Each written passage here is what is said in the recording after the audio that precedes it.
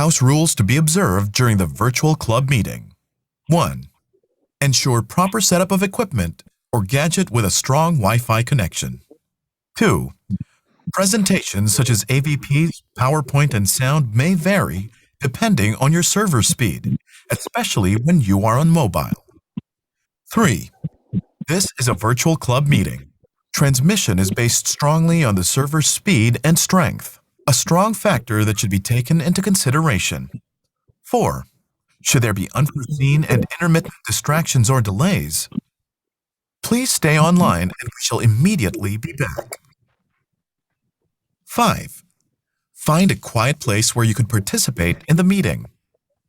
6. Dress up properly.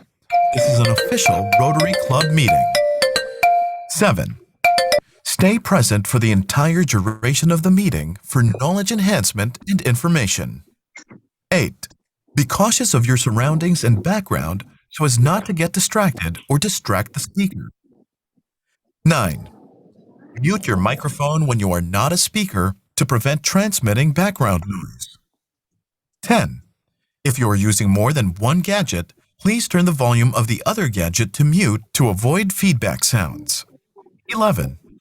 Prevent multitasking while club meeting is ongoing. 12. During the Q&A, please write your questions on the chat box. 13. Rotary is about service, fun, and fellowship. Let us stay connected and enjoy our club meeting. Let us welcome our host from the Rotary Club of Manila,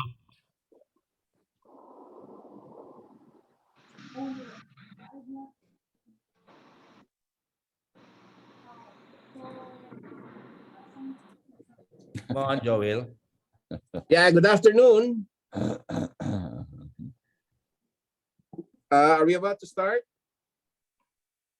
Yes, we can start. Okay. Hold on.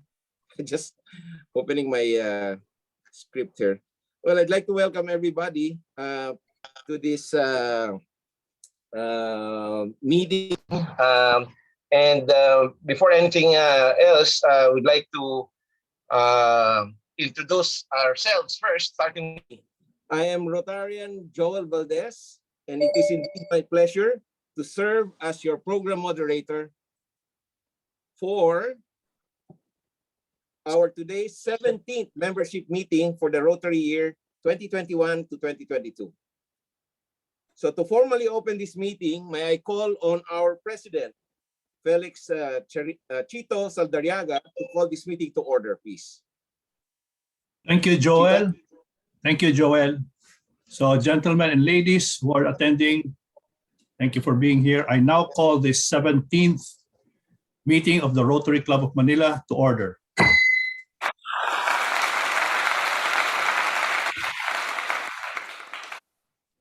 Thank you, President Chito. Subsequently, we will be calling now on our fellow Rotarian by way of bowing our heads for the invocation. I'd like now to call on Mr. Rotarian Kaloy Buendia to lead our invocation and special prayers. Kaloy, you have the floor.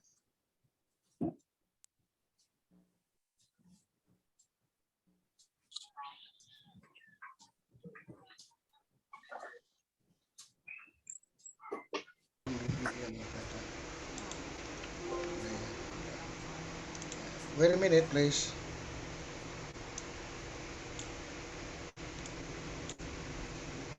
Kaloy will sing. We'll be doing it Unmute. yeah. Okay, good afternoon. Good afternoon, fellow Rotarians. This time I will be giving you a prayer through singing.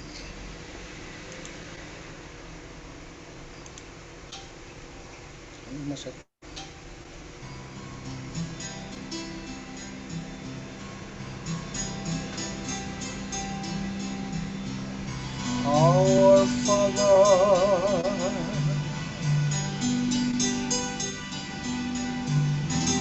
who art in heaven,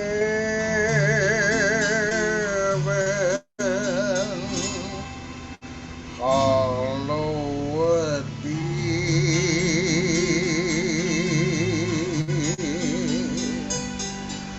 thy name.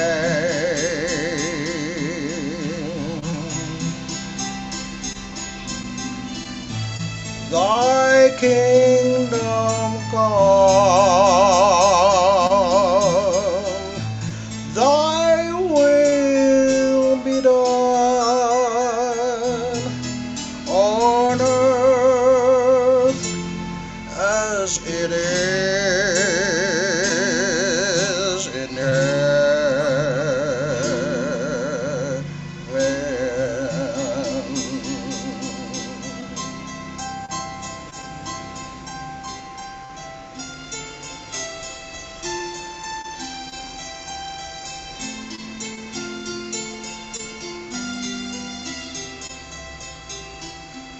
Give us this day our daily bread, and forgive us our debts as we forgive our debtors.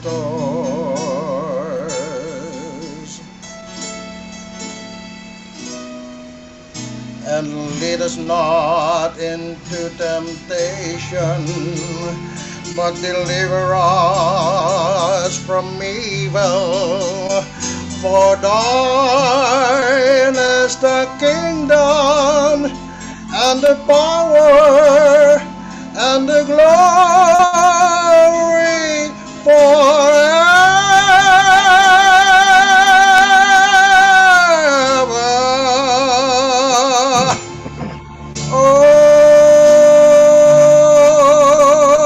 Amen.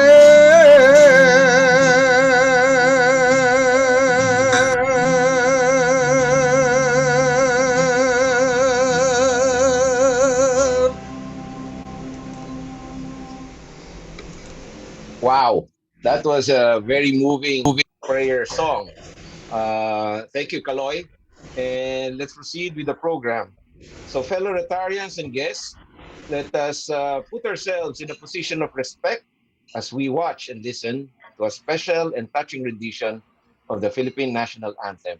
May I invite everyone to stand up, please, and place your right hand over your chest.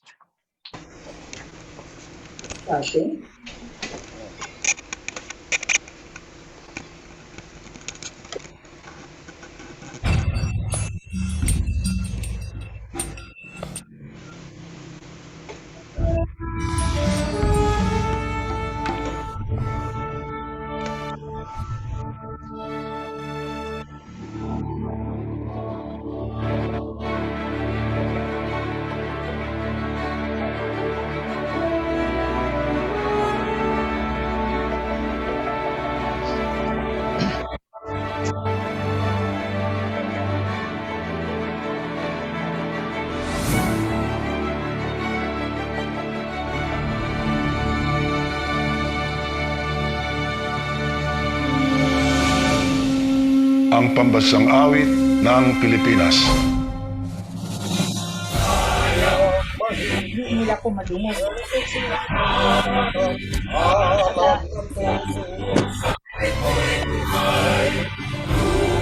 Bilisan mo na.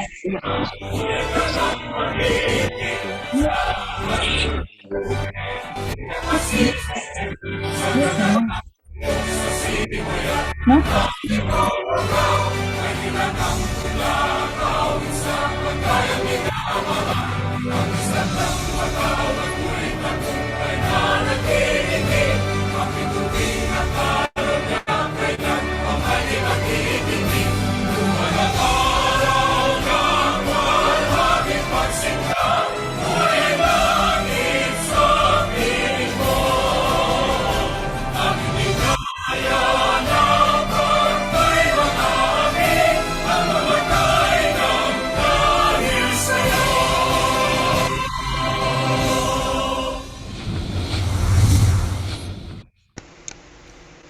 Okay, Now we move on to the recognition of very special guests for today.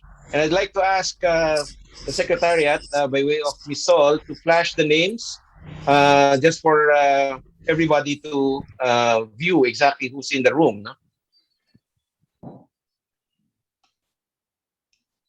Sol? Joel, I don't think Sol can flash the names. Okay. It's already. So we'll proceed to the next part of the program. And at this point, I wish to call on Star Rotarian Emilio Lao to lead us in the recitation of the Rotarian Pledge. We join everybody. Sir, excuse me, Rotary Club of Manila hymn first. Okay, sorry. My mistake. Let me proceed with that. May I now invite you, my fellow Manila Rotarians, to join in the singing of the Rotary Club of Manila hymn, to be led by our very own world-famous music chorale. Take it away, please.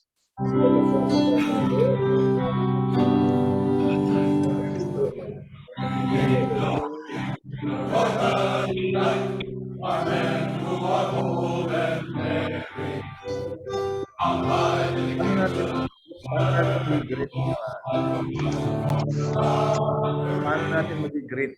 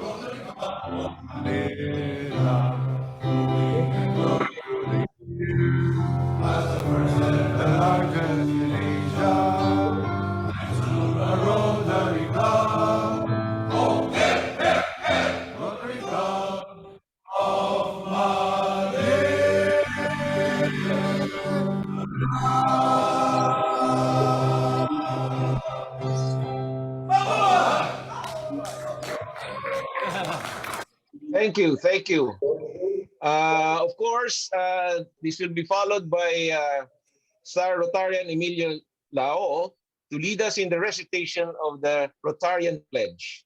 We therefore enjoin everybody to participate in the recitation. All right. Thank you very much, Rotarian Joe Valdez. Good afternoon, fellow Rotarians. It is my distinct privilege today to lead you in the Rotarian Pledge. If you will, please raise your right hand and repeat after me.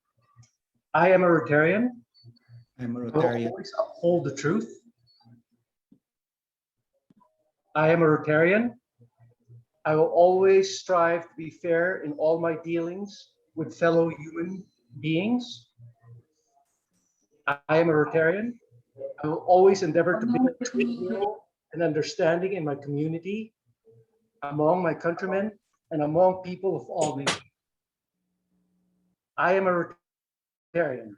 I will always seek to promote the greatest good for the greatest number of people in the spirit of Rotary service. I am a Rotarian. I will always observe the Rotary International motto, service above self. Thank you.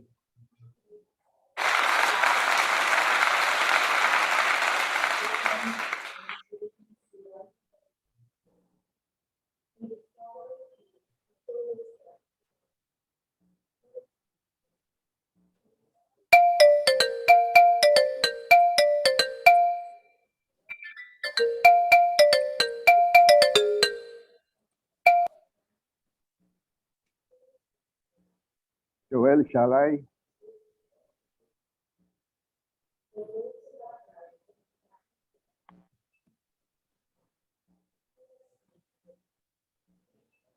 Four-way test, Joel. Yeah, parang iba po natin si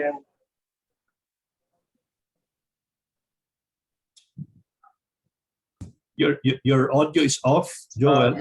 You're on mute. Go ahead, Nando. Okay, fellow Rotarians, let us together recite the four-way test of the things we think, say, or do. First, is it the truth? Is it the truth? Second, is it fair to all concerned? Is it fair to all concerned? Third, will it build goodwill and better friendship? Will it build goodwill and better? Goodwill and friendship. Fourth, will it be beneficial to all concerned? Will it be beneficial to all concerned? Thank you.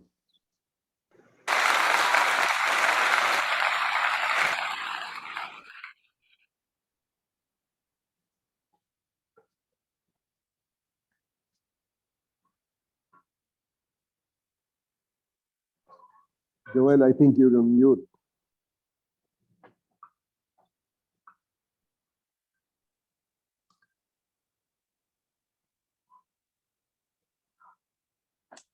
Joel's audio is off. You're not muted, but you're off. There's no audio coming out, Joel. Anyway, let's proceed. What's the next part? Happy birthday. Birthday celebrants.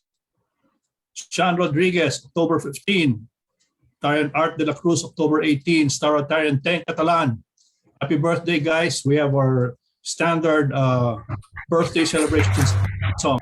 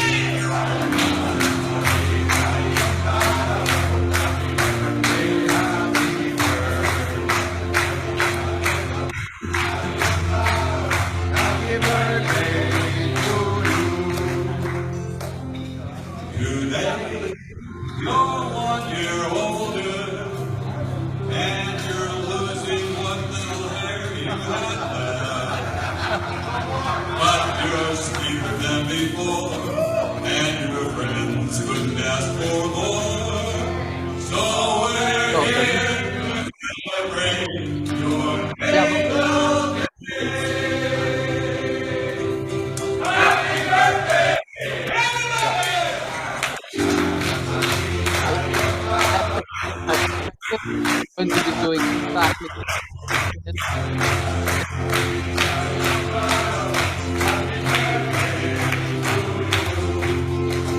Happy birthday. Happy birthday. Happy birthday.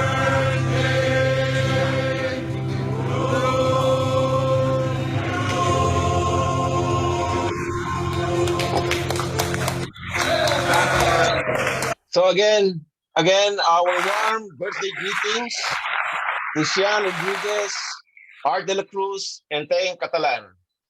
So at this point, we'd like to call on our president for the president's time and his very relevant latest report. I'd like to call now on President Chito for his message. Thank you. Thank you, Joel. To have you on board again. Good afternoon again. My personal birthday greetings to Sean, the better looking Rodriguez, Art de la Cruz, and Teng Catalan. Happy birthday, you guys. Okay, folks, a bit of good news. Tad Liamson, our very own Tad Liamson, has been brought to a regular room, although we still cannot visit him, or I think he's still incommunicado. But thank God that he's I think improving already. Continued prayers for Babes. Of course, the other guys who need our prayers. No, we had a meeting, a special board meeting the other day, basically to review and hopefully ratify the financials for RY 2020-2021. With a little bit of tweaking, I think we're going to get that out of the way. But one thing that stood out, and we were discussing, and we will be hopefully formulating a way of, we're losing money, guys, based on our previous year's operations because we don't meet for lunch anymore.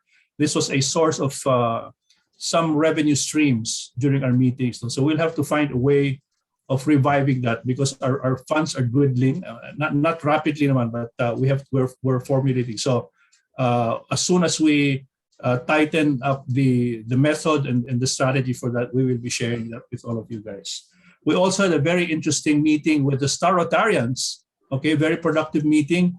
You know, the Star Rotarians, as we all did when we first joined this club, feel isolated, feel left out because everybody knows everybody already. But thankfully, we were able to meet them, and we will be having some moves that will facilitate their assimilation into the club. Okay. One thing I pointed out is the Star Rotarians are there, and they will be, and they are already part of the Rotary Club of Manila. We want to minimize, if not eliminate, this, being somos ellos. In other words, we're all part of one group, and that's going to be happening sooner than we hope. Okay, and then of course today we have a very interesting speaker. He will be properly introduced later, but since we are all getting on with age, our backs are starting to give way. I think suffice it to say that this gentleman has our backs covered. All right, so we're all excited to see what he has to say. So that's it. Enjoy the rest of the meeting, gentlemen, ladies, and the rest of our guests. Well, by the way, welcome all the guests. Our apologies for not being able to flash your names on the screen, but you are very, very welcome to this meeting, and we're glad to have you here. Back to you, Joel. Thank you. Thank you once again, President Chito. And it's such a very comfortable update that you gave on TAD, as well as the inclusive initiatives on our Star Rotarians. Certainly that will go a long way to make us really a strong organization. So before we move on to the second part of our program, as you very well know, Chairman Hermie has been doing a good job in really lining up the speakers. And I just wanted to clarify that there's no truth to the news that he actually invited the guest speaker to increase his discount as a patient of the doctor. So that certainly is not true. And we'd like to move to the second part of the program, which basically will involve another update, pretty much a set of good news that transpired almost at the same time with the guesting of Vice President Lenny. So to give justice to that event, I'd like to call on Sol to flash the video of Ambassador Babes Romualdez, who was also part of this whole exercise on the development related to PP Jackie, who will deliver his talk in a while. So please proceed. Thank you.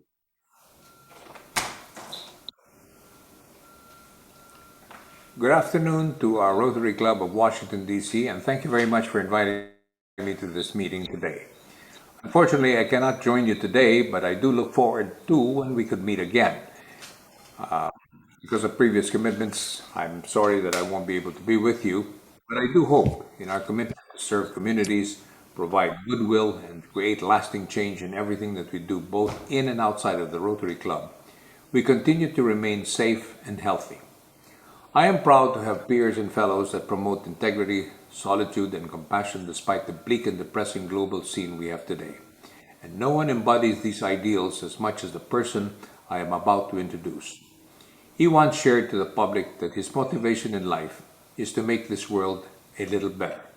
Today, I'm given the honor to introduce an outstanding community leader and a very close friend of mine, Joaquin Jackie Rodriguez. He has been and continues to be recognized as a significant pillar in his community and in the Rotary Club of Manila. He is currently a member and a district chairman of the Rotary Foundation Arts Clump Society and the vice chair for the Rotary National Clean Waters Movement.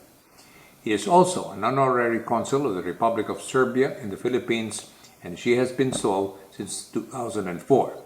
He previously served as champion president from 2019 to 2020 and has long been a trustee of the Rotary Club Manila Foundation Incorporated and was recognized as the overall most outstanding club president and awardee of the prestigious Leon Lambert Legacy Award and was Rotary Club Manila's most outstanding star Rotarian in 2017.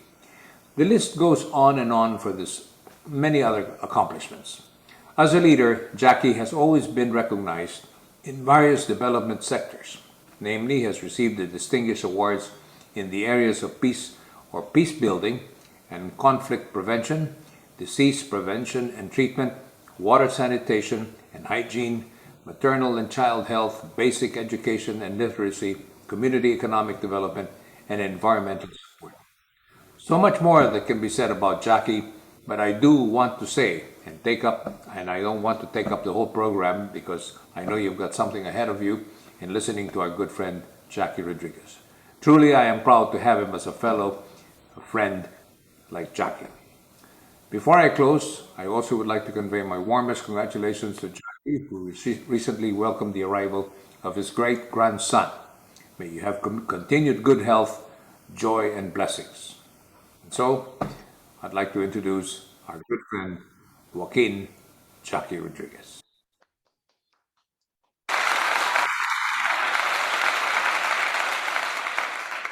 Thank you very much, Ambassador Babe, for that very wonderful introduction.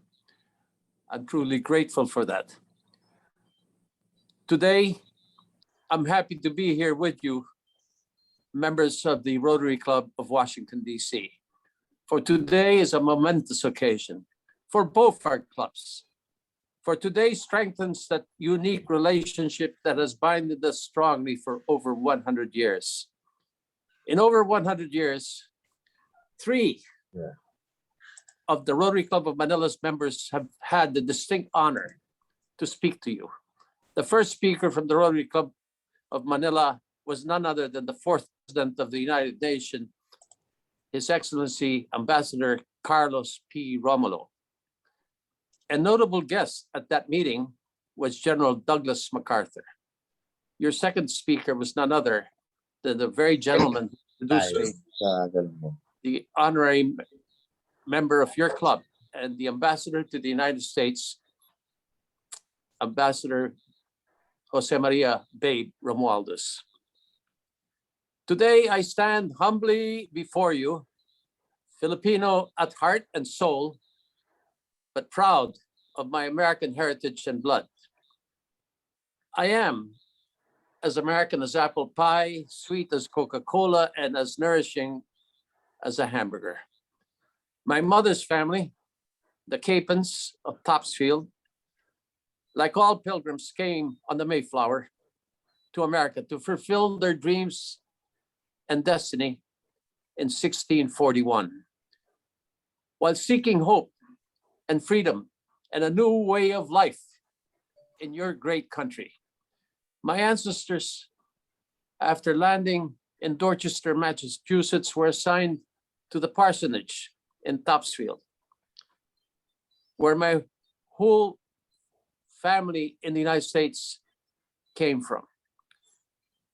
My maternal family name, Capon, is familiar in many learning institutions, including Capon Hall, the Charles Capon School, Harvard, Dartmouth, Yale. Also of historic value is the Parson Capon House in Topsfield, built in 1641 and still standing proud, a national heritage. I belong to many American families that came to the Philippines at the onset of the 1900s.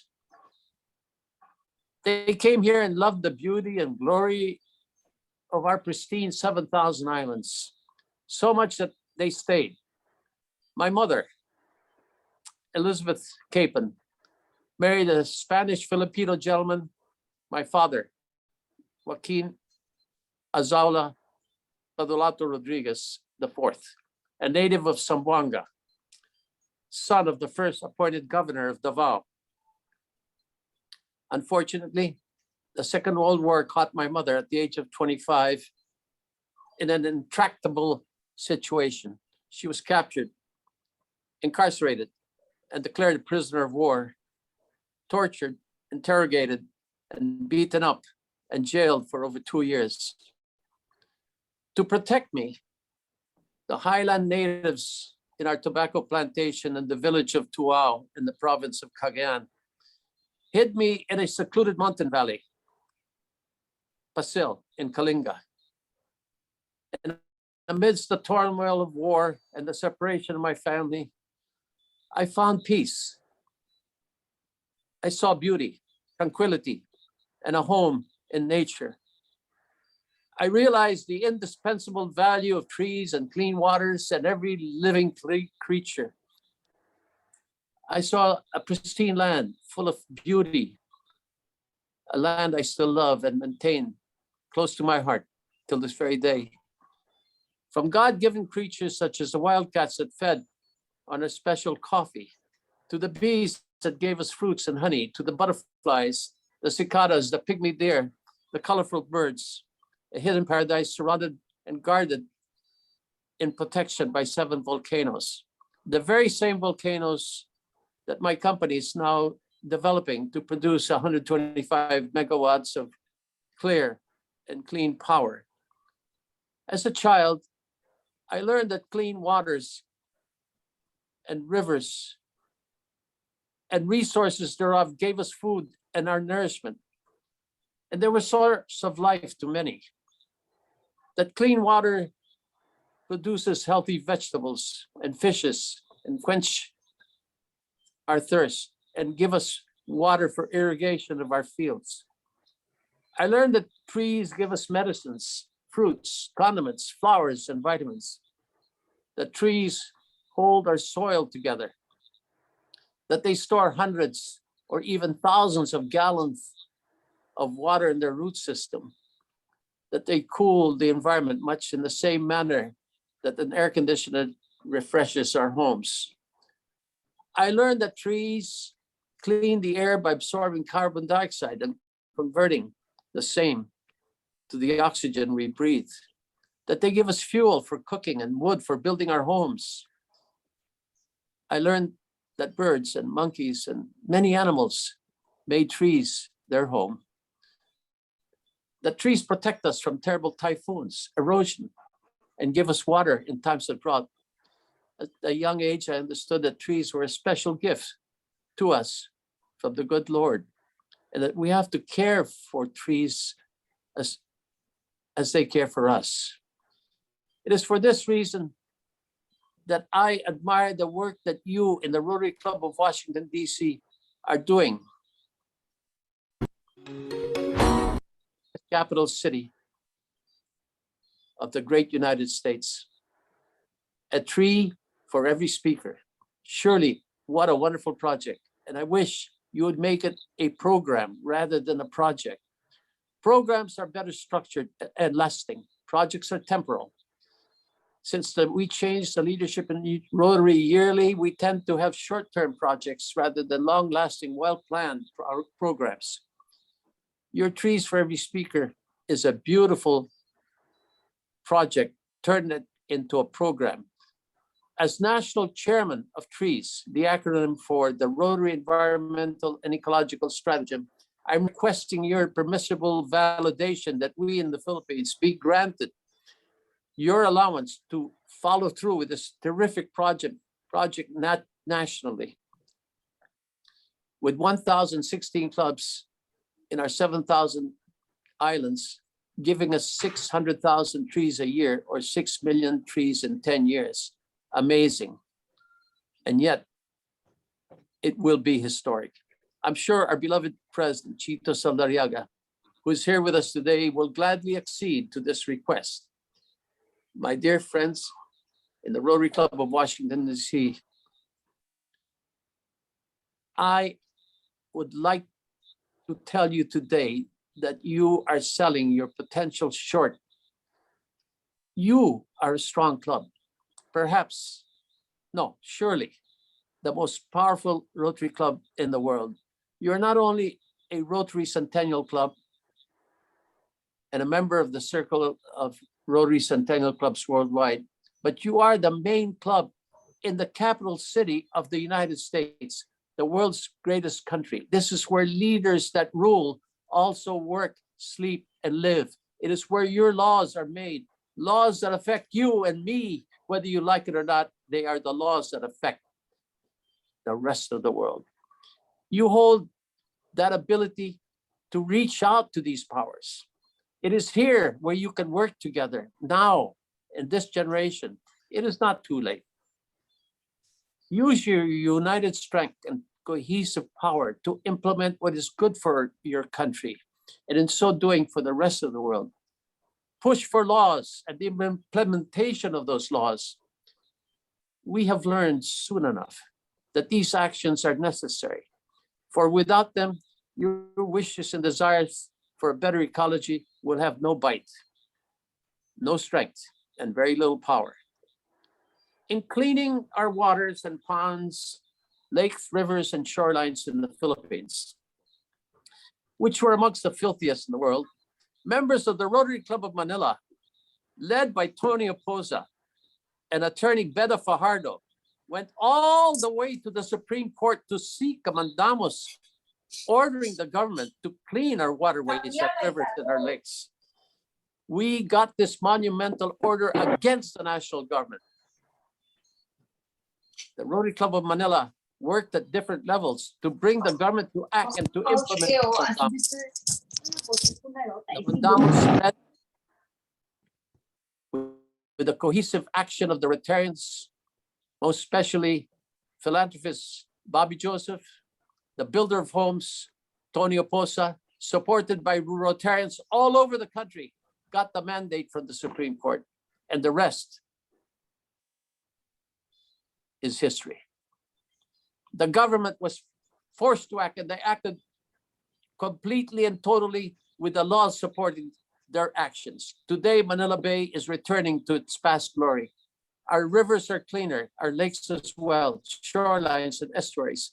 People are now more conscious of the need to maintain our waterways and our water resources for the benefit of all. The fishermen are smiling from ear to ear with happy and healthier catches. There's less sickness, an abundance of seafood, birds, and cleaner sea breeze. In our national program for trees, the Rotary Club of Manila is working closely with Congress to bring about laws to implement the planting of trees nationally, to begin teaching environmental studies in the 5th grade, to give benefits to those people who planted trees, to make the public aware of the value and importance of those trees. This Rotary effort has passed the first reading in the Senate. These laws will make a big difference in our future generations. We already have existing laws that are effective. For instance, one cannot get his high school diploma without proof of having planted 10 trees. That is approximately 10 million trees a year.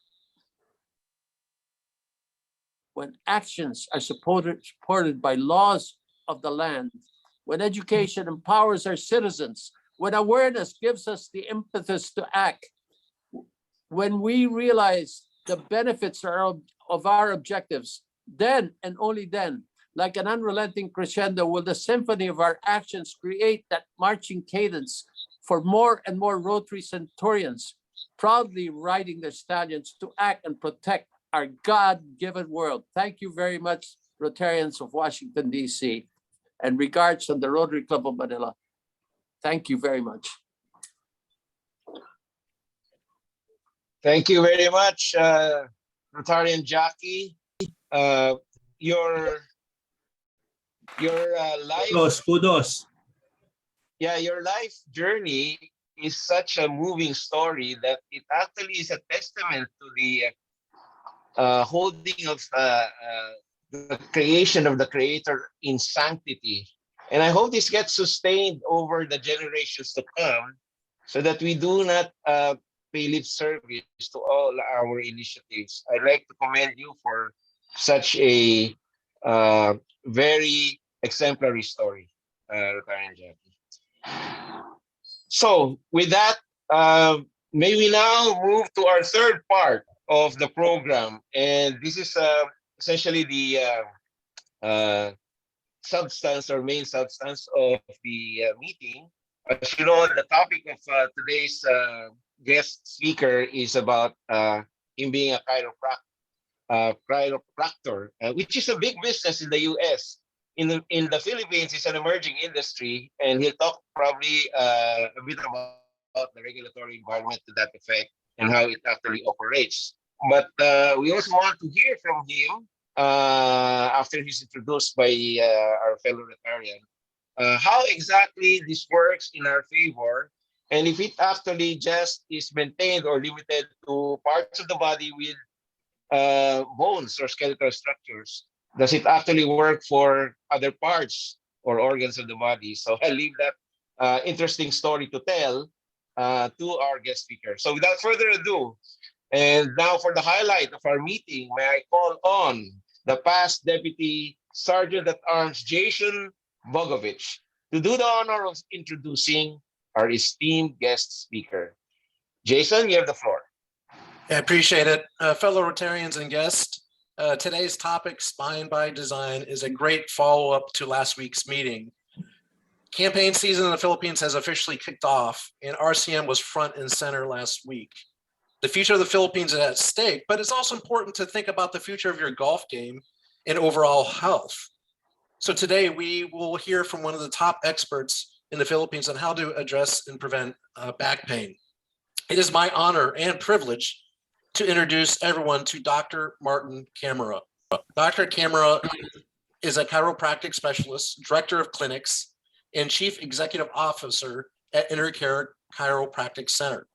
He serves as member of a multitude of national and international organizations, and most recently, he was chosen as a development group member of the World Health Organization for Low Back Pain as part of their Rehabilitation of 2030 initiative. On top of that, he is a member of the Department of Health and National Certification Committee on Chiropractic of the Philippine Institute of Traditional and Alternative Healthcare, at which he is a presidential appointee on the Board of Trustees. Furthermore, he works as a chiropractic specialist at the National Golf Association of Philippines, which I know a lot of you guys like to play golf. Also the Philippine Jiu-Jitsu Federation, and as a medical director of the Philisat Sports Association.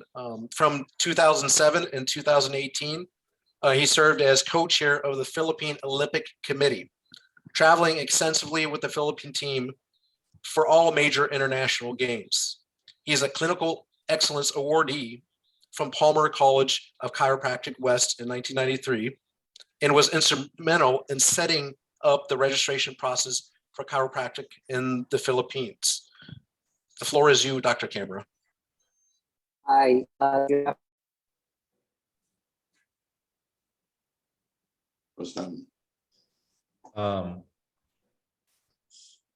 I just wanted to say I'm honored and grateful to be here with you this afternoon. I really enjoyed that presentation by Jackie Rodriguez. It's so nice to see images of the Philippines and people supporting the environment, because we're really actually linked to everything. No? Now, today I wanted to talk to you. Can everybody see my screen? Is it the technology working? Yes, okay. yes. So I wanted to talk to you today about spine by design and a perspective of dealing with not just low back pain, but also other ailments that may be related to it. We're in the middle of a pandemic of coronavirus, but it's also going to become a pandemic of the sedentary and a pandemic of the immobile, because it's basically taken away certain things that we took for granted: the ability to travel, walk, commute, move from one place to another.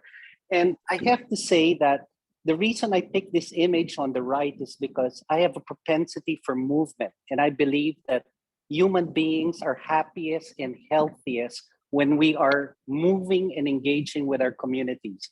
What I always like to tell my patients is this: now, just remember that things that don't move are usually dead.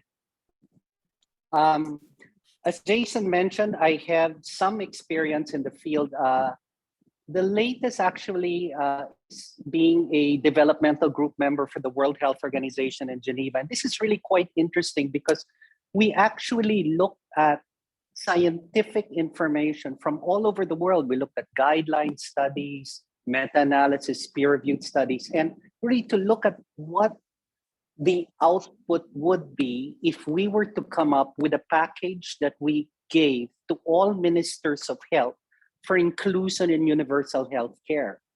And when I entered the chiropractic profession, it was really unknown. I entered 28 years ago, and it was considered alternative. But nowadays, the profession is entering mainstream, and I'm happy to report that spinal manipulation is considered an essential treatment for low back pain nowadays. Now, so I'd really like just to talk you through this, starting with low back pain and spine-related ailments.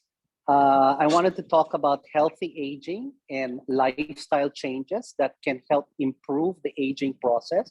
And then I wanted to introduce a little bit about chiropractic and our unique approach to health, because it's not just a subspecialty of medicine. It is a totally different profession that has a unique approach to health that is valuable for the current context. So the first thing I'd like you to understand is your spine provides structure. So I remember when I was in Boracay and my son had an accident. He was like 8 years old and he broke his hand. You see how quickly your structure falls apart when the bones are broken or not in the right place. So your spine actually keeps you upright. You know, we're bipedal, we walk, we stand and all that. And if you want to have good posture and good mobility, you don't want to be tilted on one side, you need to have good spinal health because it provides structure. The other thing that it does is ensures mobility and functionality. So something can be straight and perfectly aligned, providing good structure, but you move like a robot, which isn't good for you. It's not normal, right? And you see people like this. You see them on the streets. Once they start moving around pretty robotically with their neck and their backs and all that. And that's not good as well. But the other important thing that the spine does is it protects the delicate structures of your nervous system. So if you look at the diagram, you have all of those yellow things traveling all over the place. It's actually the electrical system of the body. And as Christopher Reeves soon discovered, is when the nervous system isn't working, you lose function very, very quickly. So a spine, basically, every man is only as old as his spinal column, because if you have good structure, good mobility, and good nerve flow as provided by your spine, you can stay as young and as functional as possible for prolonged periods of time. So October 21 was World Spine Day. And basically, it's a worldwide initiative that is recognized by the World Health Organization because they know that more than 1 billion people in the world suffer from a spine-related disorder. And the burden of disability is attributed mostly to low back and to neck pain. And equity is a big issue in global health and public health, and it affects more lower and middle income countries like the Philippines, women, and the elderly. So about 20 years ago, I was involved with the World Health Organization initiative where they looked at ways of improving low back pain in poor developing countries because they realized that majority of the population make their living by manual labor. And when afflicted by back pain, they lose the ability to provide for themselves and their families. So back pain affects 4 out of every 5 people. That's a whopping 80% of the population. And neck pain affects about 50% of people. So low back pain in the Philippines is the #1 cause of years lived with disability. and it's been that way for the last 20 years. And it's also, if you count death and disability, it ranks number 9. So it's quite a significant public healthcare problem. Now, I just threw this in there because presumably a lot of you are golfers, and golf is quite popular now because it's open air and it's harder and harder to get a tee time. Even the young are going out, and it's become quite popular. But you can see from this slide that it's not just the spine that gets affected. Your foot, ankle, knee, hip, lower back are all part of one functional chain. The same way the neck, shoulder, elbow, and wrist are part of another functional chain. So when one condition affects one part of the body, there is actually a chain reaction that affects other things. So what I wanted to talk to you about here is the concept of cumulative microtrauma. So it's not the one time that you do something, but it's actually the cumulative effect of small, seemingly insignificant things that add up over weeks, months, years. And all of a sudden, after a couple of years, you're left with a problem. So, and usually it starts off with pain. It restricts your movement. You get deconditioned physically. And it just kind of just keeps feeding at its, on it over a period of years. And then you wake up one day and you need help going to the bathroom, or you have to move your bed from the second floor to the first floor because stairs have become challenging. So just to give you an idea of how important mobility is, if you cast a joint, let's say you broke a leg and you casted a joint, right? In as little as 48 hours, okay, that joint that hasn't been moving because of the cast is already showing signs of osteoarthritis. 48 hours, it doesn't take that long. And the muscles surrounding that joint start to waste away. So the key here is to prevent this accumulation of injuries, these micro injuries over time, so you can be healthier, happier, and more functional.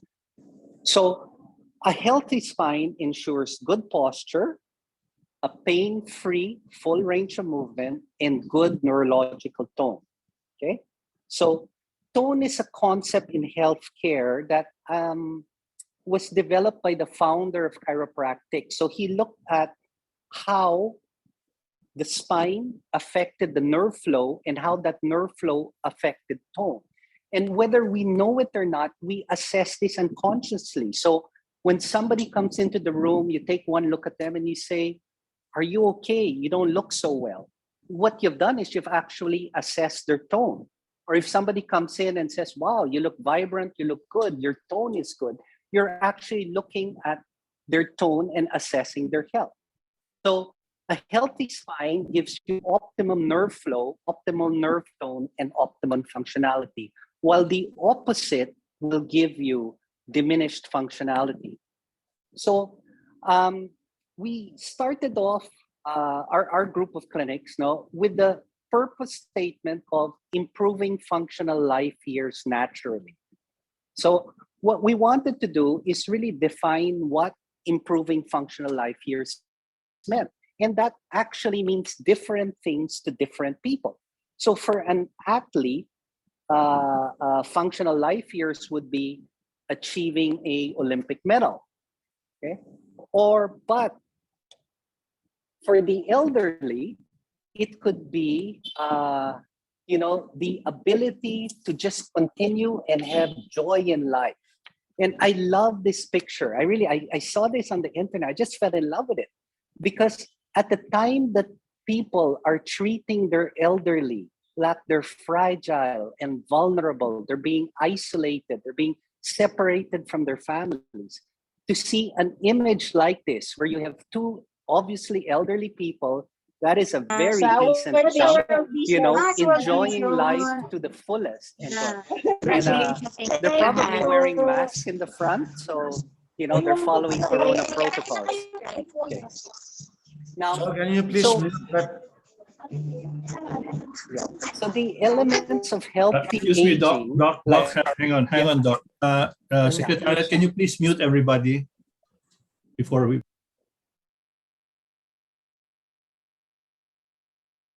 Okay, you may proceed, Doc. You have to unmute yourself, Doc.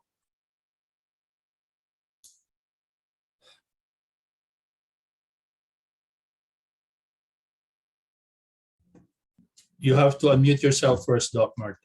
Thank you. Okay. Yeah, we can hear you.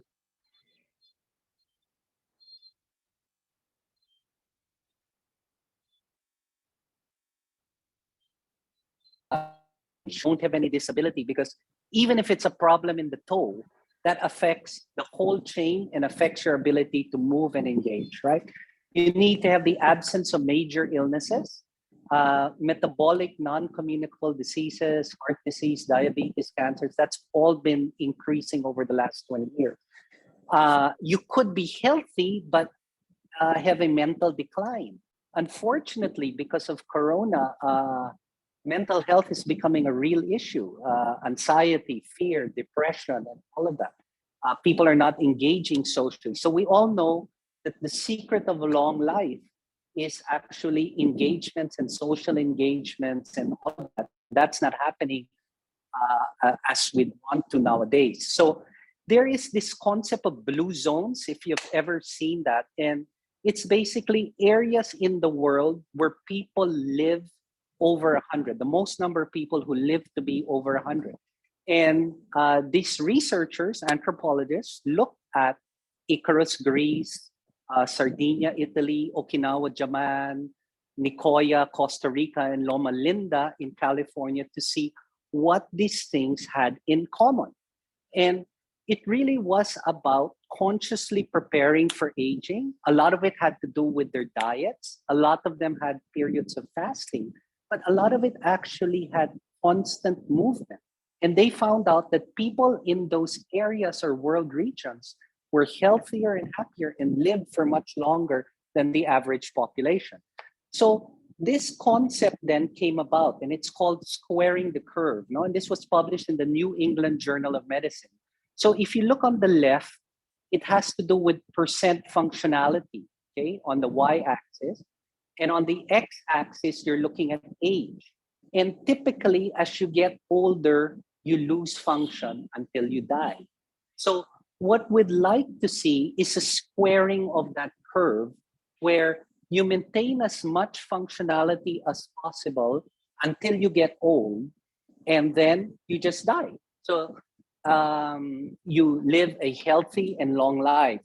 So if you look at this, and the problem with aging and age-related diseases, so on the y-axis is actually deaths per 100,000, and on the x-axis is age, and you'll see that all of these diseases, heart disease, cancer, stroke, diabetes, Alzheimer's, it's like if you manage to escape one, the risk of getting another actually rapidly increases, okay, of these metabolic non-communicable diseases. So the idea is to have not just lifespan, a number of years you stay alive, but actually to have health span, which is a long, functional, healthy life, short period of illness, and then you pass away. Okay, so so there are two very concepts. I was going to talk to you about how those things can be done. So in the past, I think when I went to medical school or when I went to pre-med, I come from a family of medical doctors, so like 10 MDs in our family. You were a victim of your genes. So you've heard this before. There's nothing you can do.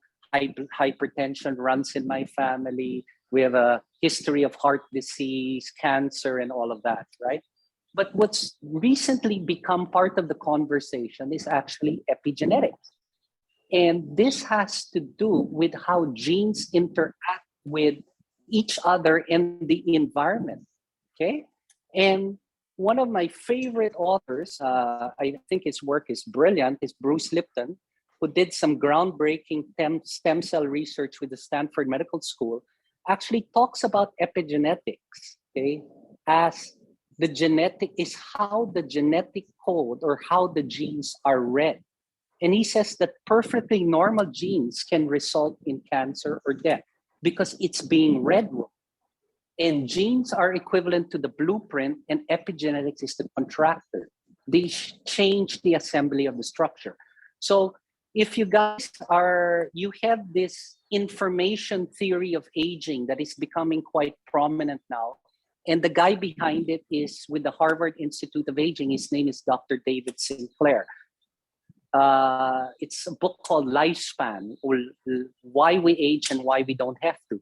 But his theory evolves around our cells having the information, kind of like, a CD that is not being read. Like the information is in our cells, but it's not being read properly. So the cells forget what they're supposed to do, and then they become sick or they become dysfunctional. While if you constantly keep the CD, like you take it out again, you clean it and you play it, the information is there, it's read properly, and you can listen to the beautiful music again. And so the information theory of aging has to do with how to keep the information in your cells being read, so your cells continue to do what they're supposed to be doing in your body. Okay, so from healthy aging, I'm just going to talk about how that can possibly be affected by lots of other things, and talk about the approach of chiropractic to healthcare. So we look at this triad of health, and as I said, you could be the healthiest person, but you're not mentally well. Unfortunately, I know a lot of people that way. They either suffer from depression, bipolar disorders, Alzheimer's, and all that, and the whole thing just crumbles down. So you have to have an interaction between your physical structural body, nutritional, chemical, and emotional mental. And all three are interrelated and affect one another. So we like to look at the functional pyramid like this, where we look at alignment and how that affects nerve flow. We look at mobility, how to move well, and then we look at stability, strength, and optimum function. Most people will start off with strengthening or some stability work. But if you strengthen around the wrong alignment, it's possible that you just keep reinforcing the wrong patterns. So it's good to start at the base of the triangle and look at proper alignment, proper nerve flow, and good mobility. So there's a saying, first move well, then move often. So again, the spine ensures good posture, good mobility, and protection of your nerves. If you'll notice, the pelvic girdle is referred to as your center or your core. So that's because everything aligns to that.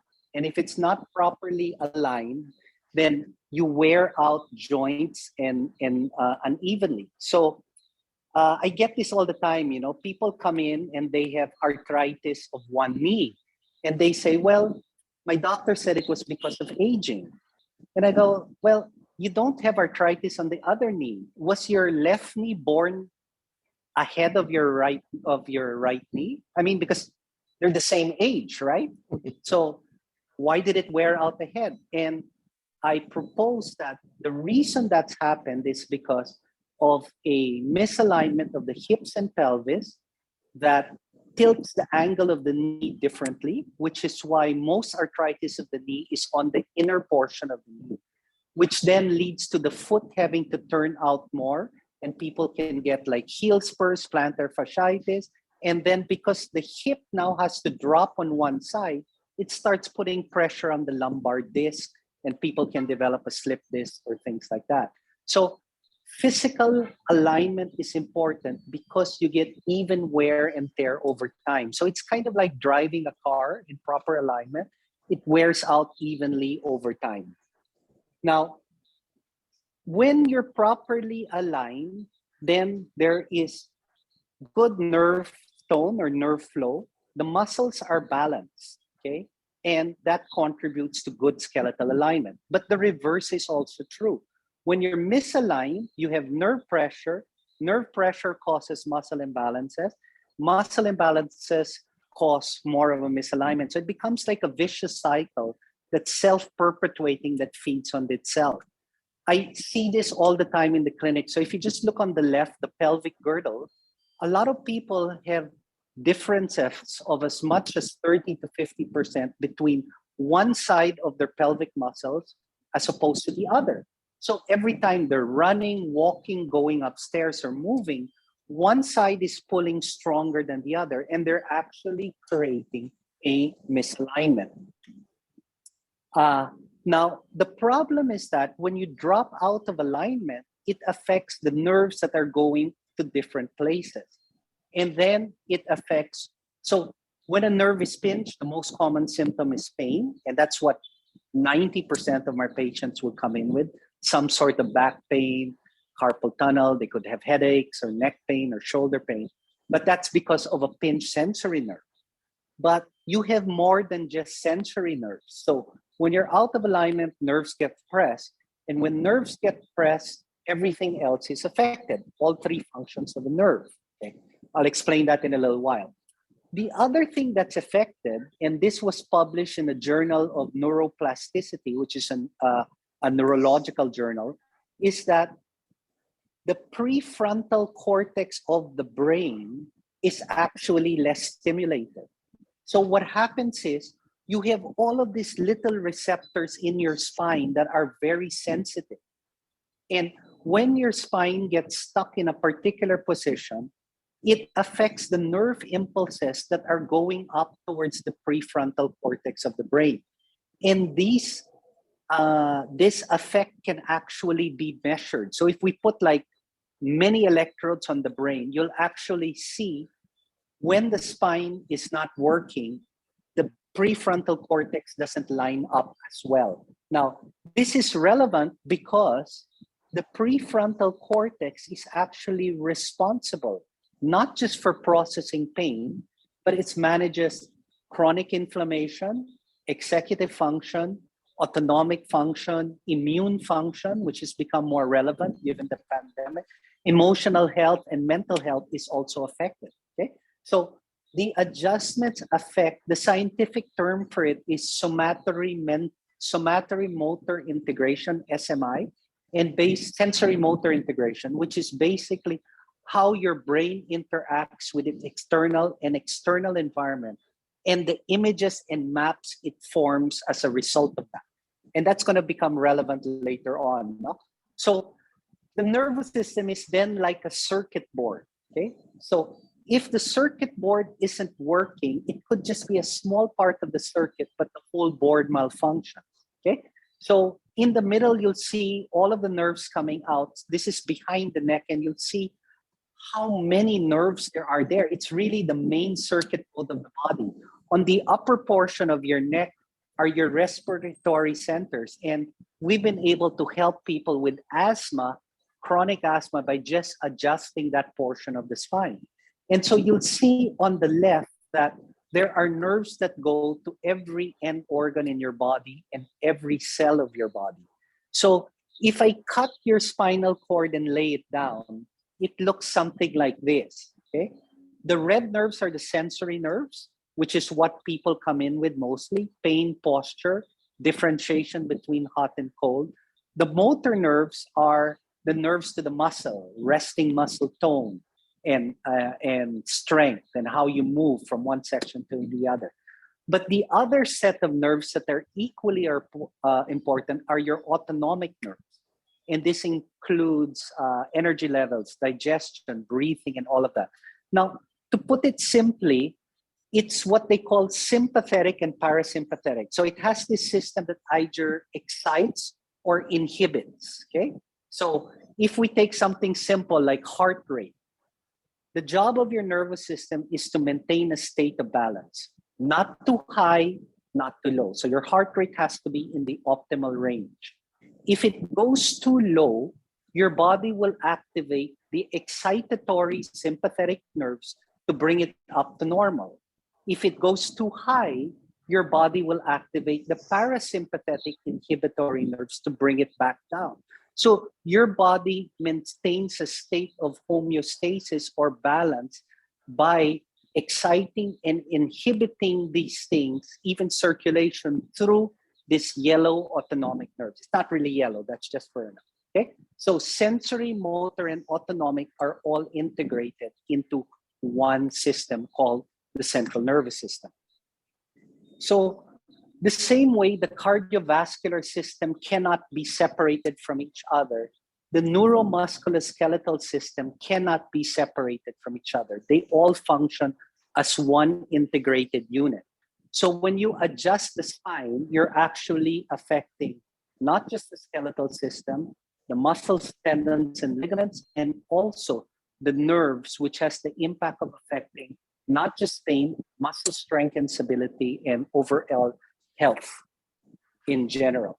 So chiropractic corrects alignment, relieves nerve pressure, aligns the spine, restores optimum function, and just optimizes the way the body performs. So it's kind of like, you know, when you get your car tuned up nowadays, everything is electrical, right? If you have a Tesla, it's all electrical. You send it to your iPod and put it in. I don't have one, but that's what I hear. And it's an electrical tune-up. And all of a sudden, the car just runs better. And that's essentially what we do. You don't know specifically why or what, but it's just moving and running better, like when you tune up a car, no? I also wanted to discuss like simple lifestyle changes that can be done to affect overall health: sleep, diet, exercise, stress, and supplementation. So sleep is actually one of the single most modifiable things that can have the biggest impact to your health. And the human species actually circumvent sleep. They, against their body's will stay up and do work or whatever it is, right? So if you're not sleeping at least 7 to 9 hours a day, your immune system is diminished by 50%. Okay, you are actually more likely to die from any cause at any age by at least 33%. There's a wonderful book by Matthew Walker called Why We Sleep. So there's simple things that you can do. One is set an alarm to alert you when it's time to go to bed. I make my way to the bed in between 9 to 9:30.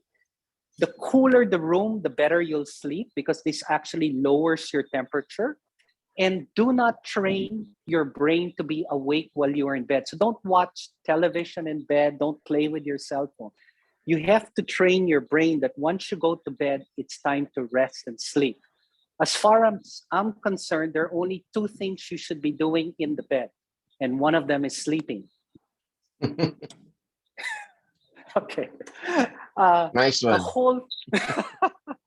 A whole food plant-based diet is really it's known not just to prevent, but to reverse all metabolic non-communicable diseases. Okay, diabetes, cancer, heart disease, Alzheimer's, everything. So simple is eat as much as possible whole food, plant-based, nutrient dense. I personally do about 60 to 70%.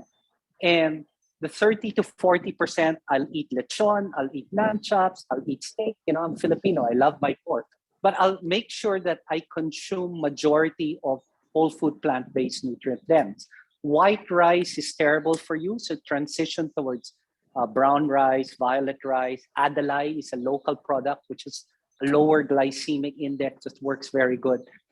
Avoiding refined sugar and excessive alcohol intake, because I like to have a glass of wine a day, but excessive alcohol intake can affect your system. Refined sugar in any amount affects your system. And preserved fruits, processed foods, definitely bad for you. Really increases your chances of getting these diseases. Exercise, you don't need to be a triathlete. You don't need to run marathons. It's only 150 minutes a week of moderate activity. That's not even running, cycling, swimming. It's just walking, gardening, stretching, people in Okinawa live a long time, and most of their exercise is based around just taking walk. So 150 minutes a week is really not a lot of time, easy to fit into your week. If you need any, no, I have a YouTube video. So what we did was we put up a link for the Rotary Club of Manila, and there are, you can access that, and there are links to things that you can do at home, how to set up a good work from home station, exercises you can do to fix your posture, how to relieve back pain if you have scoliosis and things like that. It's really a self-help channel that me and my daughter put together when we were locked down for 2 months at the start of the pandemic. Avoid stress. Stress is key. It's a part of everybody's life, but your reaction to it is really detrimental to your health. So not a lot of people know this, but stress hormones are the same hormones that are released by the pain hormones. So stress brings about fear. Fear signals the adrenal glands to release adrenaline, noradrenaline, epinephrine, norepinephrine, which are the stress hormones. Now, that does two things. It completely shuts down your immune system, shuts it down. So my mother-in-law was a kidney transplant survivor, and in order for them, for her body not to reject her new third kidney, they're given actually adrenal hormones to suppress the immune response. So if you're stressed, no matter how good the diet you're eating, you're not digesting properly. Because what happens is that your body prioritizes the blood and energy to the muscles of the legs so you can run away, or the muscles of the arms and shoulders so you can fight. This is called the fight or flight response. It's designed as a short-term survival mechanism, but when it becomes long-term, then poor health and things like that can follow. No? Supplementation is an easy way to support your body, especially at a time like a pandemic. I never used to do supplements, but I see a lot of patients a week, and in order to protect myself, I take a lot of supplements. And that, I'm going to post this for you guys, so you know, if you want to get on something. Essentially, vitamin C and zinc, most of you are already on that. It's really wonders for your immune system. Vitamin D3, there are government guidelines actually that support the use of vitamin D for protecting the elderly from acute respiratory distress. It's good for the bones, it's good for the muscles, it's good for immune cells. And if you look at the chemical structure of vitamin D, it's actually more like a hormone. So calling it a vitamin is kind of deceiving, but really, it does a whole lot for your body. And you have to take it in the right doses, and it's usually 5,000 international units a day. And there are other things that can be of benefit. Inflammation is a key feature of a lot of diseases. That's why it's called inflammaging. So there are natural supplements like curcumin, bromelain, boswellia that are also helpful. In the middle, you have things that can support both your natural immune response. A lot of you may have heard of reishi, which is a mushroom that supports natural killer cells. Echinacea supports Th1 cells, which are antiviral. And then on the right, you have other things that also support your immune system. On the lower ones, ashwagandha actually helps your adrenals cope with stress. So it's a real good, what they call an adaptogen. And then on the left, resveratrol is the active component of red wine. You can either drink 20 liters of red wine a day or take 500 milligrams a day. I take 1 glass of red wine and 500 milligrams of resveratrol. NR and resveratrol are actually on the anti-aging protocol of that David Sinclair, which I talked to you about earlier with the Harvard Institute of Aging. So this is key ways of improving your health. And improving your baseline health will actually also improve your resiliency towards COVID, and not just COVID, but all diseases, all viruses, all bacteria, and all parasites. No? The clinic does a bunch of things. We like to do technology, but we basically combine orthopedics with chiropractic, rehab medicine, physical therapy, massage. We have state-of-the-art equipment, robotic spinal decompression, class 4 laser therapies. We are a multidisciplinary group of doctors. We're international. We have Australians, Americans, we have Germans, Filipinos, largely because there is no local training ground for chiropractic. So unfortunately, we have to import for now. A lot of people are curious about how we manage during the corona pandemic. And really the best way, so you're either recovered from corona, which means that you have a robust immune response. You're vaccinated, which means you have artificial immunity induced by the virus. But more important for me to ensure people are safe is testing. You can't get away with testing. So we test 60 to 80 people a week in our clinic just to make sure we're safe for each other and we're safe for the people around us. So we feel we have an ethical and social responsibility to protect our people in the system and the people around. And I've been on top of this from the very beginning. So we give all our people supplements to keep them healthy, and knock on wood, so far we've been very good in managing all sorts of transmissions. We haven't had breakouts and breakthroughs in the clinic. No. So I'll stop sharing now, and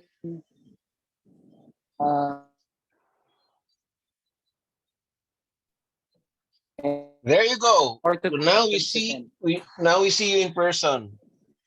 Yeah. Well, thank you very much. We are very grateful for the presentation. If I may call you Dr. Martin. No? And this is sort of an epiphany on how best to maintain our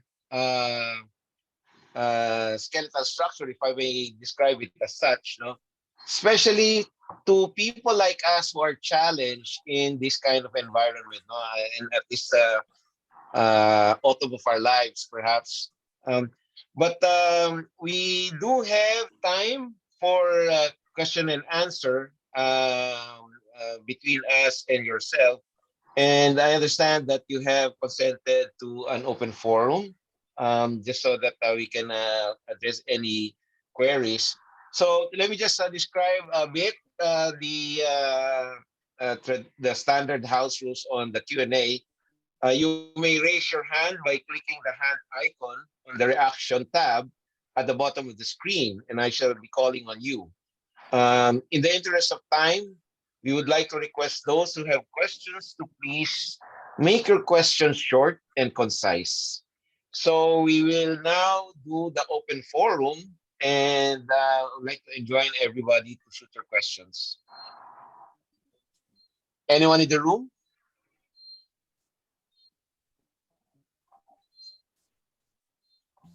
You can automatically unmute yourself, by the way. I have a question. Oh, well, okay. Please do. Yeah. Doc Martin, my name is Chito Saldariaga. I am the incumbent president. Thank you very much for raising this meeting of ours. What a fantastic presentation. All of a sudden I'm feeling, do I have a back pain or what? Anyway, thank you very much. I have a quick question. Actually, I have a lot of questions, but I'll reserve the rest for later. No. Okay, let's make that two. There was a time that I had a backache. All right, I don't know how it was emanating. Maybe too much driving, but I ended up buying one of these. Can you hear me? Okay, Doc Martin. Yes, for a while. Can you repeat the question? It was silent. Okay, I used to have this back pain, and it was just there to come and go until I started wearing this you know, those rubber things from Japan with metal stuff. The brand was Colantot. You know, it worked. It worked fantastically. And until I probably broke 2 or 3 of them already, I got tired of buying it again. So now it's gone. But do those things actually work? Magnetic thing.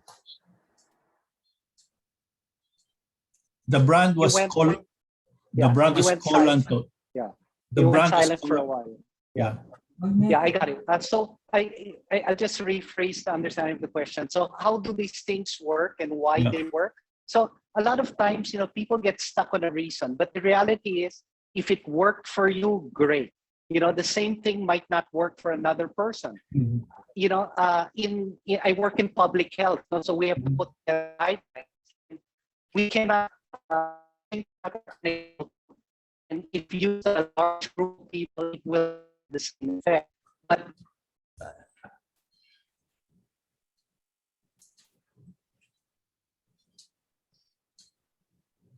Nawawala. Doc Nawawala. Martin, we're losing you. Please. Can you hear us? always be Yeah. Can you repeat the last few lines, Doc Martin? sorry. Can you hear me now? Yes. Yes, Can you hear me? perfect. Yeah. Sorry, I shifted the internet. No. Sorry. If it works, if there's a possibility that it will do some good and no possibility of harm, definitely use it. Diba? In public health, kasi we have to stick with what can be replicated and over again. But in that particular situation, now, I remember I was explaining it, Ryan. So there are physical structural reasons for pain. There is nutritional reasons for pain, like gout, device uric acid. But there's also emotional, mental, and energetic. And sometimes those things, whether they're metal alloys or whatever it is, no? Like remember at one point there was that Sabona copper bracelet or whatnot. Right. Yeah. If it improves circulation, that could be working on an energetic mineral level. As I said, whatever works, as long as it cannot harm, go ahead. Thank you. Doc Martin, thank you very much for that response.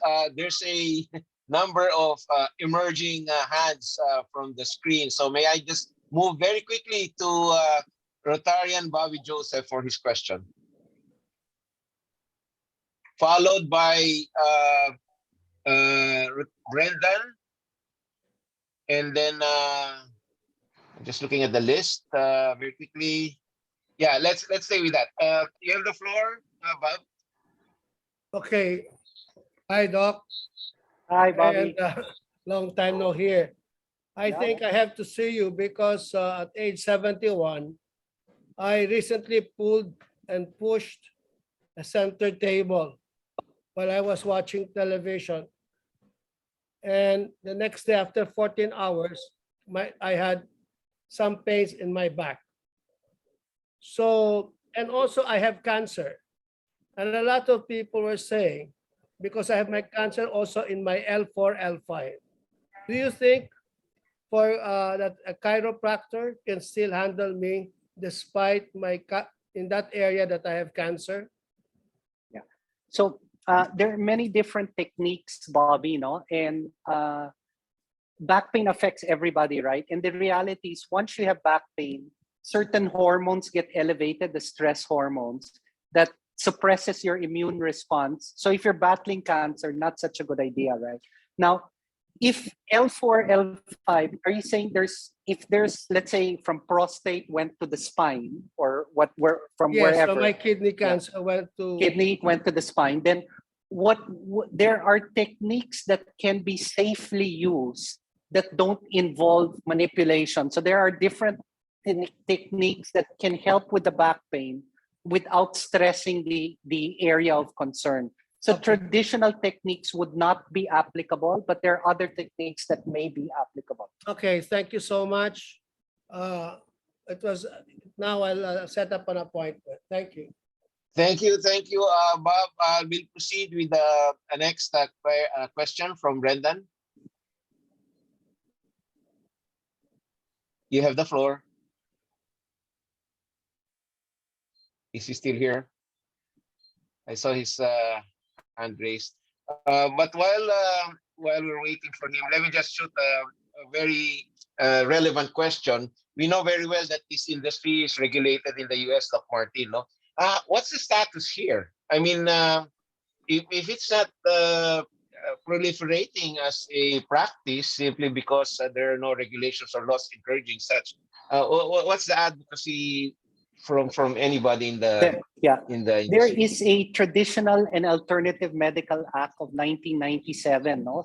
So we were actually one of the first countries in Asia to have a law recognizing traditional medicine.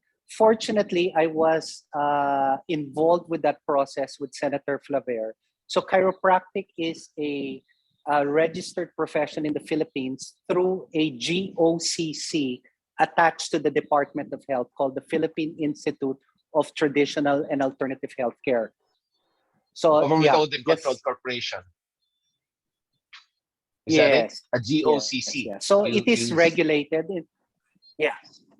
It's a GOCC attached. So there is a law that regulates or registers the practice of chiropractic in the country. Yeah.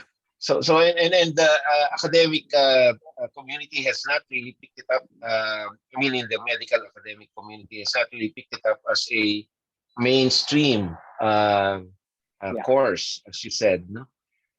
Yeah, you mean academic as in schools, no? You're talking about Yes. training now. Yeah. So Right. unfortunately, there is no local training program yet for chiropractic. Largely because there's so few practitioners that, it's going to be difficult. The practitioners are busy and it's hard to get the academe together. I actually, before Corona, we were looking at starting a training program. It's a 2-year specialization, past medicine. It was going to be called CCI, the Camara Chiropractic Institute. But because of the pandemic, we've slowed that down. And so maybe in the next 3 to 5 years, we should get that going again. No? Priority shifted. No? Anyway. Good to know. Good to know. If Brendan is not still ready for his question, anybody ready for his question? Please shoot While it. waiting for Brendan, Joel. Please. Siya, Amading Valdez. Hi, Dean. Thank you, Doctor. We were very much enlightened. I'm watching Heidelin Diaz do the weightlifting, and sometimes in the back of my mind, this is very heroic because there's the danger as well that structure that you were saying could fall apart. Is there science or miracle in this feat, or can you enlighten us on that, Doctor? It's definitely scientific. No? So the body of a weightlifter, they're normally very short. They have wide shoulders, so they can plant on the ground, and they're not long, so that the hip is more stable in the hand. So there is the identification of the structure.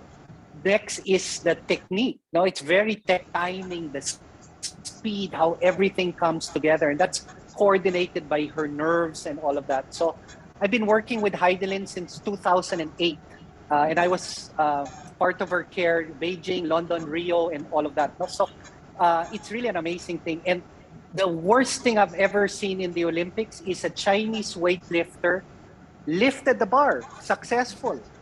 His structure gave and his elbow came crashing out of his skin because of the weight. Wow. So anyway, if the structures fail, it really can be that was the worst thing I've ever seen in sports. Anyway, it looks like genetic is a little partial there, because if the distance of carrying it because of that that shorter length, then the distance of carrying it would also contribute to the ability to do it and hold it together, because the distance is very short. That is what you are saying. Yes. Certain anthropomorphics work better for other sports. So if you look at EJ, one of my patients also, pole vaulter, he's long, right? That's the kind of body type that you need for that. Sprinters are also tall. They have their turnover is fast, and so certain sports have different advantages, so to speak. No, I think we have to thank you also for all these medals that we had in the Olympic. You are one of the unsung heroes there, Dr. Martin. For sure. When are For you sure. joining us in Rotary? Yeah. Well, thank you, Dean, for that very excellent question and response from our guest speaker. I see the hand of Oscar de Rosario. You have the floor, sir. Please unmute yourself. We cannot hear you, Oscar. Please unmute. Oscar? Joel, ako muna. May I? Take Sige, PE Hermie please. first. Take PE Hermie first. Okay, Hermie, please. Take it away. Afternoon, Doc Mark. hi Hermie, good to see Hi. you. Long time no see. Yeah. I used to be your regular. I used to see you regularly when I was still very active playing golf. And you know, my case, I had a lower back problem, but I thought this was corrected by the yoga. I used to. I started yoga, and it improved my lower back and also the posture. Can you confirm that if yoga is So- a good alternative? Yes, you know, it's not an alternative for me. They work on different things. So if you remember the triangle I said, so on the base is alignment. That's what the chiropractic does. It corrects the alignment and the nerve flow. Then you have mobility, stability, strength. Yoga, by the way, is one of my favorite exercises. I do that 3 or 4 times a week. It's one of my go-to workouts. Now, because on a physical plane, it corrects mobility, stability, strength. On an energetic plane, you know, it's about moving, you know, the flow of energy combined with your breath and things like that. So I find it very meditative, very relaxing. But yes, yoga absolutely is such a old and brilliant science, you know, and if practiced on a regular basis, can have a dramatic impact, not just on your back pain, but your overall health and well-being. Okay, thank you for that. Another question, Doc Martin. How do you correlate or relate hilot, you know, the local to a body, any muscle pain or your posture is affected by when you have pilay and then we sometimes we resort to a hilot. Yeah. Thank you for the question, Hermie. I find it fascinating. Why? Because, you know, in 1924, I found a document of the founder's son, the son of the founder of chiropractic, B.J. Palmer, was one of the developers of chiropractic worldwide. He took it to a different level. And he had visited the Philippines. And there, at that time, in 1920s, pre-war, there were many chiropractic schools. There were many people practicing chiropractic. And my suspicion is that knowledge or data found its way into the communities. And then there are some techniques that helots practice that are very similar, others that are unique on its own. Because traditional healing includes a belief system, a philosophy, a lot of it.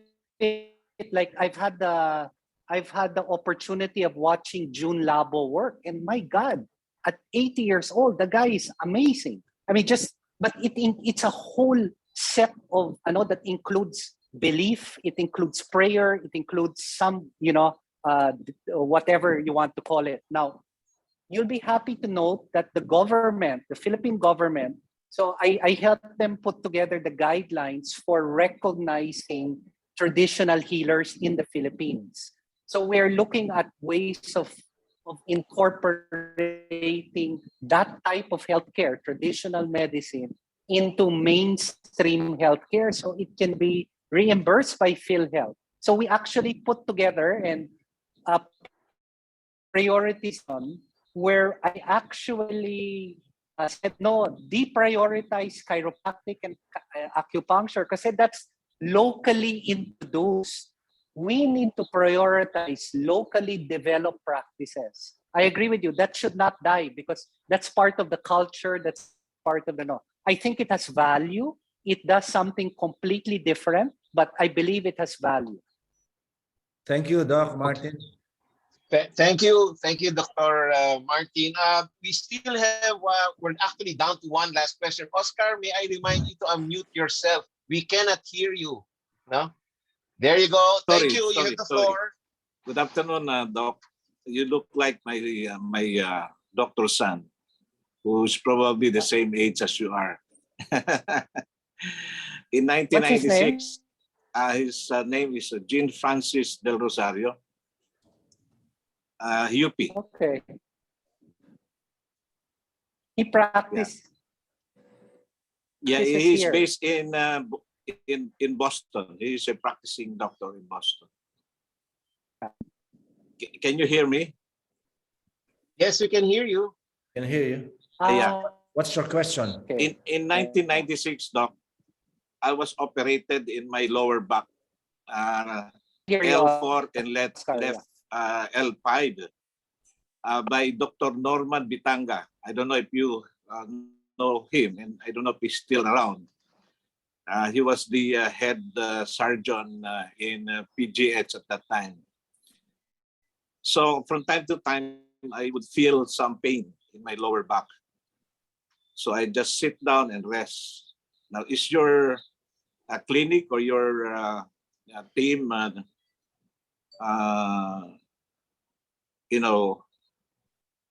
entertain patient like me who was operated in my lower back for some, as you said, some traction or massage or something like that. Sorry, I got disconnected for a while, Oscar. Let me just, unfortunately, in the 1990s, MRI was a new technology then, di ba? Parang, every time you got an MRI, if they saw a problem with the disc, surgery was recommended. Yeah. Now, nowadays, I told you I did some work with the WHO, and nowadays they're finding that degenerative changes in an MRI can be a normal part of aging. Okay, and it does not necessarily require surgery. So, if we were to put this in current context, every time kasi you do surgery on the back, of course you have to cut through the spinal muscles. There's some injury there that needs to be attended to, no? When you cut through something, there's scarring, there's shortening, and all of that. Now, having said that, practicing the cardinal, so like what Hermie was saying, mobility work, stability work, all of that, even with a previous episode or previous surgery, can be beneficial in terms of keeping your back functional for long periods of time. I've had a lot of patients that I work with post-surgical just to get them. First of all, I've saved a lot of people from back surgery. I've been in practice for 28 years. So the credible amount of numbers for people who were told they needed low back surgery or neck surgery that we've been able to help naturally. But even those who, let's say they had surgery and then the pain did not go away or comes back, then you can also look at natural alternatives to see how that can be helped. So, yeah. Yeah. So maybe I'm sorry, I'm not sure I got the question because I was disconnected for a while. I was disconnected, so I'm just kind of ad-libbing, but I hope I answered your question. Oscar, in short, matanda ka na. Yeah, you got the question right. I think your response was pretty much on the quick accident when I was only 49 years old.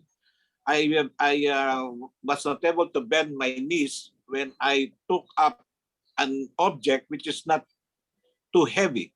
So I also want to share this to everyone that when you pick up something, you have to bend. No, you have to bend your knees. Dapat umupo, buhat. Can I Even have mali one, sir, I did not bend my knees. Go ahead, please, Doc. I'd like to say one comment lang. Now, remember, we were talking about cumulative microtrauma, the cumulative effect of small, insignificant things over time.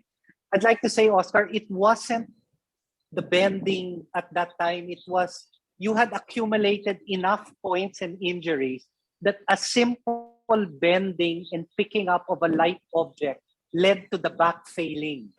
But it was actually building up over time. It wasn't the one bend. It was the fact that it was accumulating over time, and the back was not primed or resilient enough to withstand it. Anyway, just stating that's maybe cumulative because microtrauma. before that happened, I used to play basketball, tennis, golf, and a lot of running. So maybe I was It took a toll now. Well, thank you again. Thank you very Oscar, much. for Thank that, you. Thank you very much. Exchange of information with Dr. Martin. And at this point, although we have a couple of others who wanted to ask questions, we really don't have much time left. And I'd like to reserve a minute or two for our closing activities. This is an amazing conversation, Doc. We certainly thank you for this exchange of notes. It almost likened to free telemedicine consultation. Certainly you're appreciative. How old are you, Doc? How old are you? You look very young. I'm 54 in October. October 28th, I turned 54. Oh, my son just turned 50 deceptive. last June. You're deceptive. My son just turned 50 last June. Yeah. But you look younger. Yeah. Advance happy birthday, you're so guapo. Thank you. Happy birthday. Thank you, everyone. It's a pleasure being your Happy guest. birthday. So your brother is our past president in Dasmariñas Village, right? Your brother in Dasma, our governor in Dasmariñas Village? Yes, si Leo. He looks just like me. Yeah. Leo is your That's brother, Leo. right? Yeah. We're 12 in the family. So the chances are somebody asked me. Wow. Yeah. Philip was Leo's good friend. Leo's good friend. Yeah.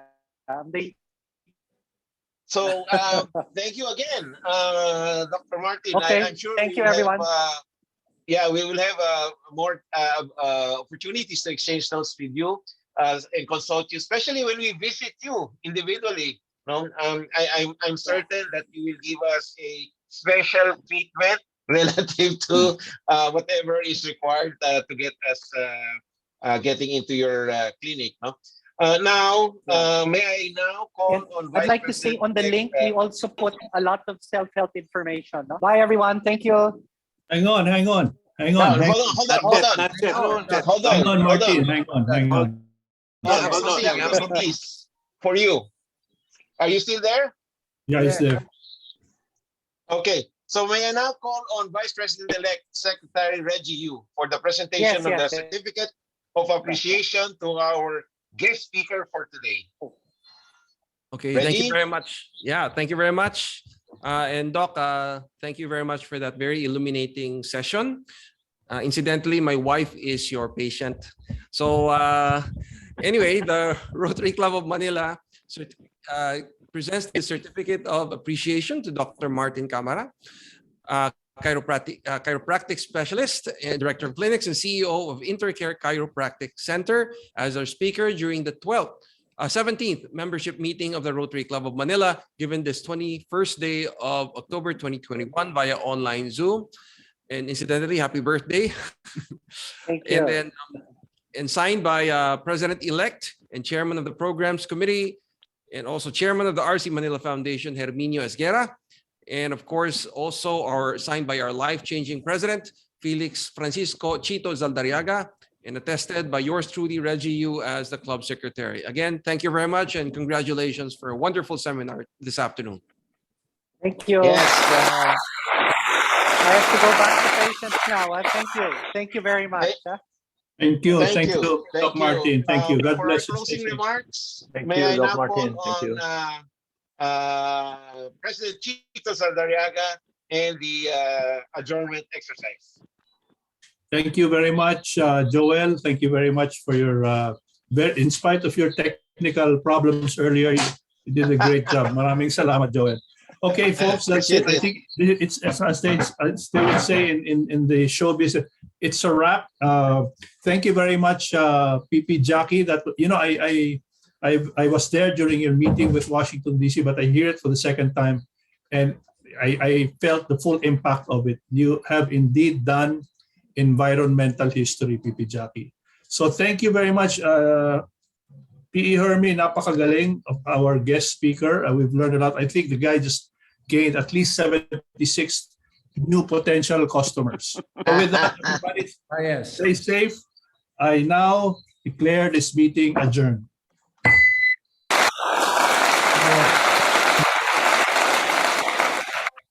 Thank you. Congratulations, Chairman Hermie. Very good. Thank you to you, Joel. Well, One of the best. Very well. Very nice. Thank you. Galing, Congratulations. galing. Congratulations, everybody. Good team. Joel should be permanent